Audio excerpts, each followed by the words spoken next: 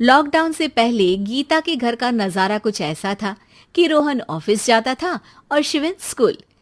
जिनके घर से जाने के बाद गीता काम खत्म करके बाकी समय आराम करती थी। लेकिन लॉकडाउन के बाद ऑफिस और स्कूल घर में ही खुल गए और इससे गीता का हाल वो तो आपको देखने में ही मजा आएगा। शिविन, ओ शिविन, महाराज उठने के लिए क्या 21 तोपों की सलामी लेंगे? अरे बिस्तर से बाहर निकल, ऑनलाइन क्लास स्टार्ट होने वाली है। अरे तुम भी हद करती हो, स्पीकर की तरह चिल्लाने की क्या जरूरत है? दिख नहीं रहा मेरी कॉन्फ्रेंस चल रही है। अब कैमरा और स्पीकर ऑन कर रहा हूं, मुझे कोई शोर नहीं चाहिए। इस पर जैसे ही रोहन लैपटॉप का कैमरा और स्पीकर ऑन करता है तभी कुकर की सीटी बजती है। करा लो अब इसे चुप। लॉकडाउन नहीं हुआ, मेरी मौत का फरमान जारी हो गया। दोनों बाप बेटे ने नाक में दम किया हुआ है।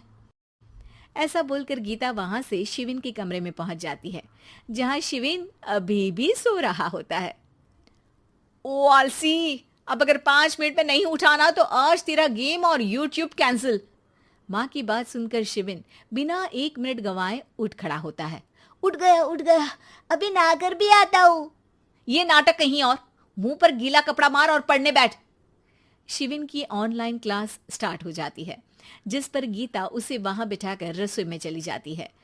थोड़ी देर में उसे कमरे से कुछ आवाज सुनाई देती है, जिसे सुनकर वो कमरे में वापस आती है। हाय राम, तुझे क्लास अटेंड करने के लिए बोला था, कैमरा ऑफ करके बिस्तर पर नाचने के लिए नहीं बोला था।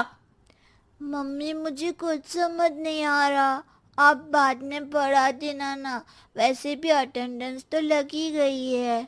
हाँ हाँ बेटा, जरूर बन जा, तू अभी से हम सबका बाप बन जा।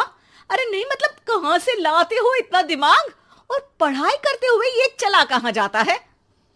नाइस क्वेश्चन, दिमाग से पूछकर बता दूंगा। शिविन की बातों से परेशान होकर गीता उसे मारने के लिए जैसे ही आगे बढ़ती है तभी वो कमरे से बाहर भाग जाता है। अब शिविन आगे आगे और गीता हाथ में चप्पल पकड़े उसके पीछे पीछे पूरे घर में दोनों घूम रहे होते हैं। इसी बीच वो रोहन के पास पहुंच जाता है और शिविन को मारने वाली चप्पल रोहन के लैपटॉप पर जाकर गिरती है। ओए माँ! मम्मी, अब पापा को चप्पल मार रही हो? वो आज तक के रिपोर्टर, चुपचाप जाकर क्लास अटेंड कर ले, नहीं तो अगली तेरे पीछे लगेगी। इस पर शिविन वहां से चला जाता है, जिसके बाद रोहन गीता से कहता है, इस सर्कस के लिए कुछ बोलना चाहोगी?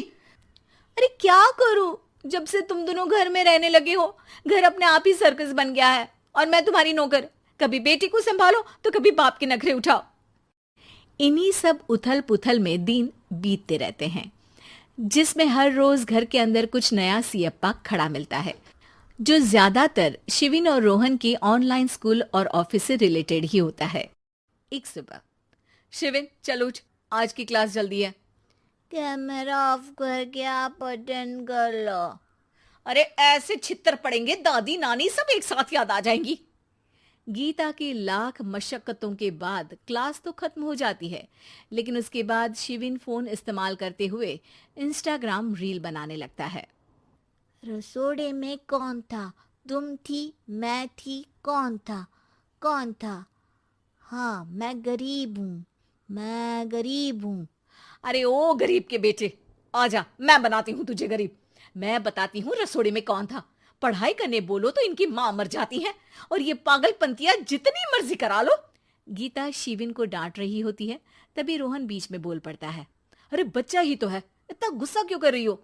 बेटे का साथ देने की इसी एक कोशिश में अब शिविन के साथ साथ रोहन भी गीता के गुस्से की सूली पर चढ़ जाता है। अगर बेटे पर इतना ही प्यार आ रहा है तो इसे क्लास अटेंड क्यों नहीं कराते, इसका होमवर्क क्यों नहीं कराते? उस समय तो बहुत जल्दी मीटिंग आ जाती है, वो काम मैं करूं और यहाँ इस बेफिजुली की चीज में तरफदारी करके बन जाओ महान। हे भगवान, कोई तो इनके ऑफिस और स्कूल खुलवाओ, मैं इन्हें और घर में नहीं सह सकती। अरे कुछ और मांग लेती, क्योंकि तुम्हारी ये विश इस साल तो पूरी होने से रही, कोरोना। हाय नास पिटे ने जिंदगी ही बर्बाद कर दी। खाए कोई पचाए कोई, कल मुझे चुन चुन कर सबको मेरी बद्दुआ लगेगी। उन्होंने दुनिया का और इन बाप बेटे दोनों ने मेरा जीना मुश्किल कर दिया। गीता वहां से चली जाती है, जिसके बाद रोहन शिविन से कहता है, अरे तुम्हारी मम्मी इतनी भड़की हुई क्यों है? आपकी वजह से पूरा समय घर में रहते हो और उस पर कोई काम कराने की जगह बस ऑर्डर देते रहते हो। अच्छा बेटे, सारा इल्जाम मुझ पर, पूरा दिन तो वो तुम पर ही चिल्लाती है। हाँ, मतलब दोनों का 50-50 है, कुछ करना पड़ेगा। वो कहते ना, make the best out of worst. I have an idea. वैसे तुम्हारी माँ सही कहती है, बहुत जुबान चलाने लगे हो, कम बोला करो। अगली सुबह रोहन और शिविन अपनी गलती को सुधारने के लिए गीता के उठने से पहले घर का आधा काम खत्म कर देते हैं, जिसे देखकर गीता खुश हो जाती है और फिर बाकी बचा काम वो तीनों मिलकर पूरा कर लेते हैं।